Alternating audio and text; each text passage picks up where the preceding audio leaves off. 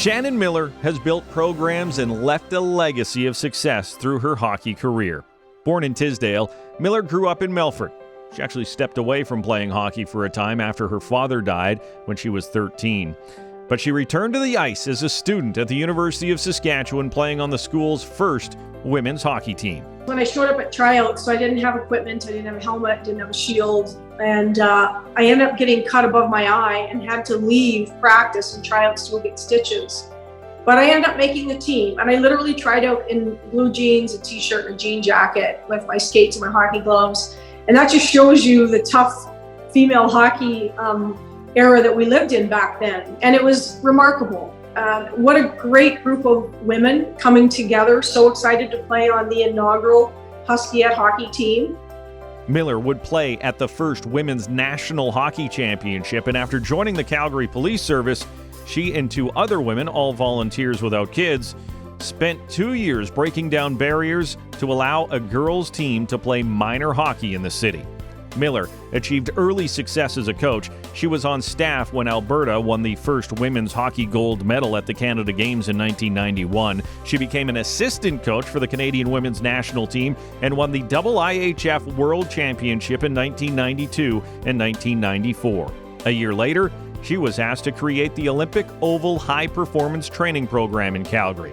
It was the first program of its kind for female hockey players, and Miller felt the atmosphere of excellence was great for all involved. It was so exciting. I mean, you can't even imagine just the energy around the building, and you get the best and brightest young athletes coming to play and perform for the best coaches in the country, and it's truly a remarkable. Miller was named the head coach of the Canadian national team and guided Canada to victory at the 1997 World Championship.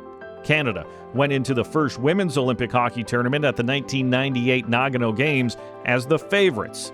Miller was the only female coach at the Games, and blazing that trail was often difficult. Canada lost the final to the United States and had to settle for silver. Because there was a lot of difficult stuff that happened that year. When you're the first woman and you're openly gay, I mean, I was just a target.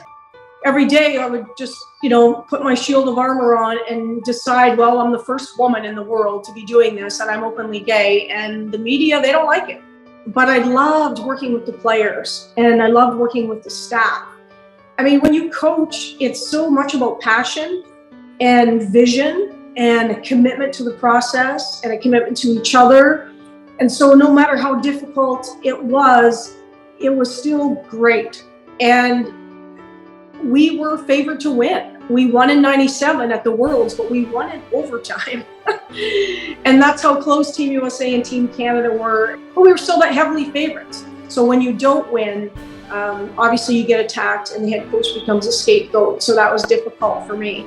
But I can tell you, I looked in the mirror after that event and I was very proud of who I was and how hard I worked, and that I knew deep down into the deepest part of my soul that I gave everything I could and I did the absolute best I could. And unfortunately, we fell short. Miller wouldn't have to wait long to get her next opportunity. She built the University of Minnesota Duluth women's hockey program from scratch, and they enjoyed immediate success.